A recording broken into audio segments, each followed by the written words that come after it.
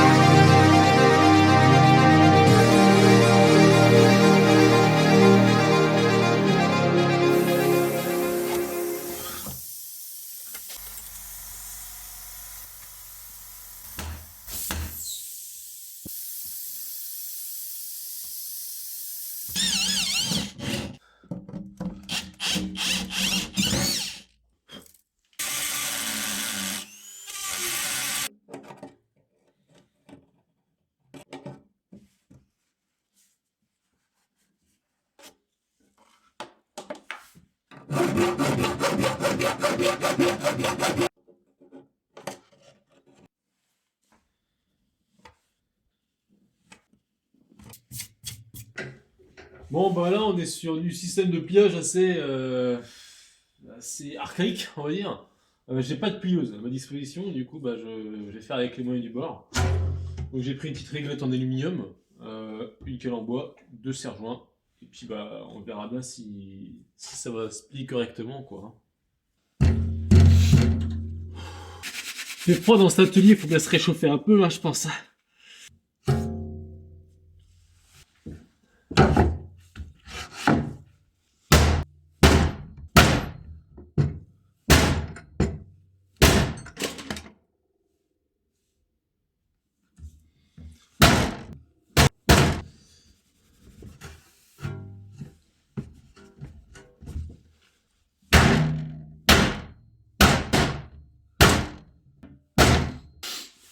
C'est comme ça quand on est un vrai chaudronnier. Quand il joue du marteau.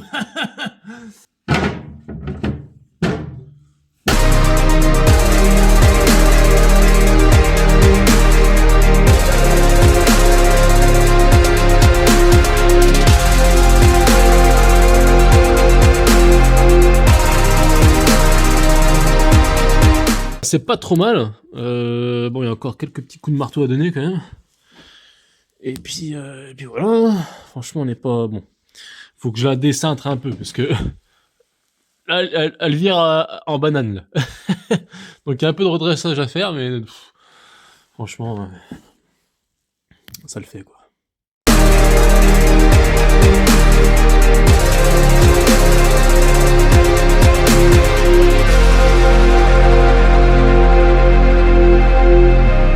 Bon bah finalement, pas besoin de plieuse hein, quand on a un vrai Schumacher. Hein. Bah oui. Après moult coups de marteau. Voilà, impeccable. Tac, et donc ça, cette tôle-là, elle va venir se souder comme ça, en fait. Donc là, il faut que je replie encore comme ça, clac. Encore un peu de boulot, mais ça va le faire.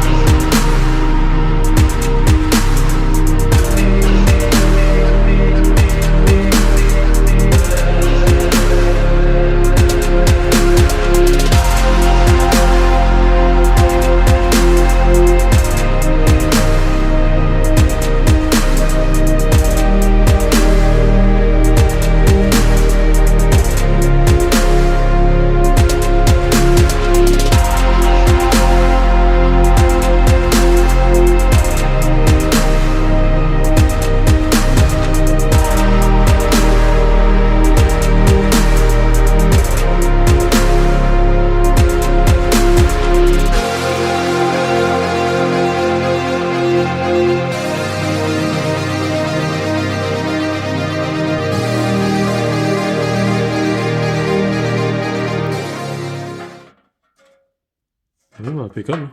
Pour un truc qui a été fait sur un établi avec des marteaux et des cols en bois, franchement, j'ai pas à me plaindre, hein, c'est pas mal.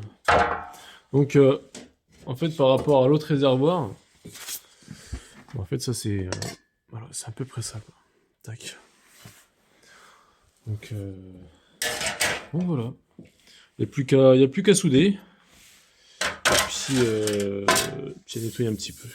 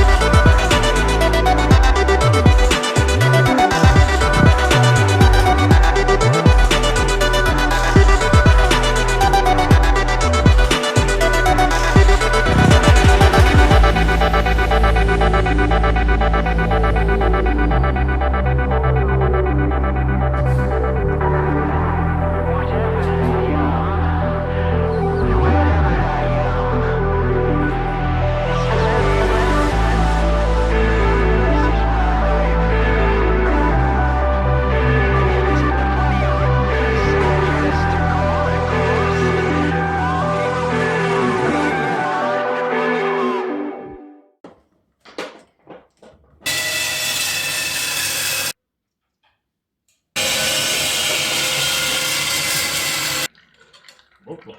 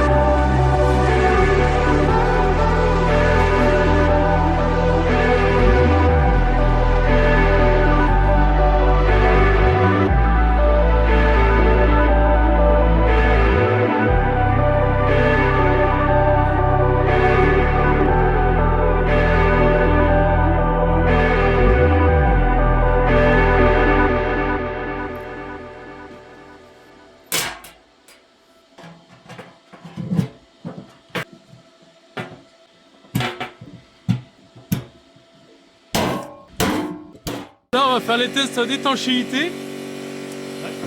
Pas gagner d'avance.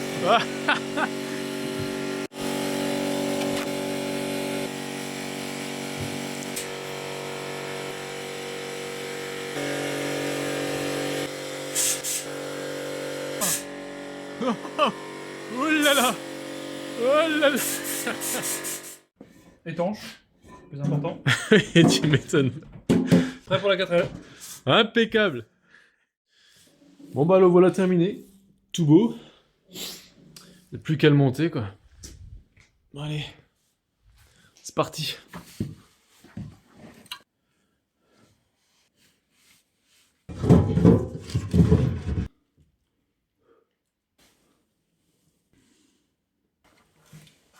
Bon, là il y a un petit problème qui se pose, c'est que mon réservoir il est un peu grand.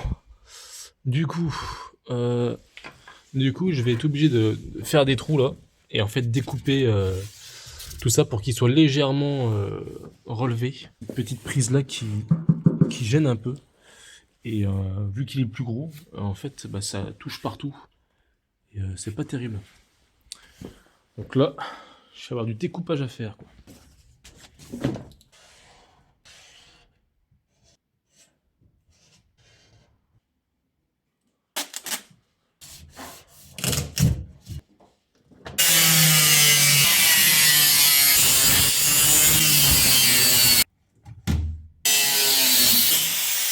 Bon, il n'y a plus qu'à tester. Comme ça, moi, j'aurai accès au réservoir, parce que d'origine, on n'a pas accès, et c'est un peu chiant, quoi.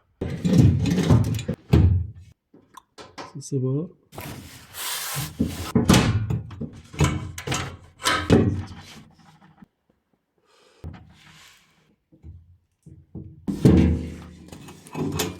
Bon, au final, j'ai un peu de modification à faire. J'ai un peu écrasé ici, parce qu'en fait, mon châssis, il passe là. Donc du coup, ça s'emboîte mal. Et en fait, là, j'ai essayé de cintrer un peu, parce qu'il faudrait qu'il revienne de ça, en gros, pour éviter que ça touche la roue. Mais du coup, ça ne se cintre pas très bien, quoi. Hein.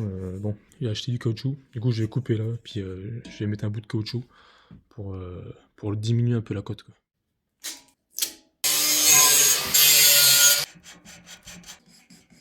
Comme ça, moi, j'ai plus qu'à le régler. Comme ça, ou comme ça, ou comme ça, ou...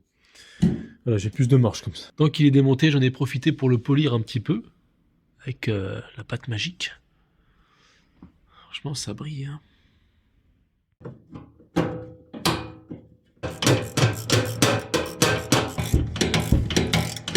La pose du réservoir est terminée. Voilà. Donc là, j'ai mis le sabot qui protège le réservoir aussi pour les pierres. Donc voilà. Il est tout beau. Je l'ai poli un petit peu, là, franchement, il est pas mal. Et voilà.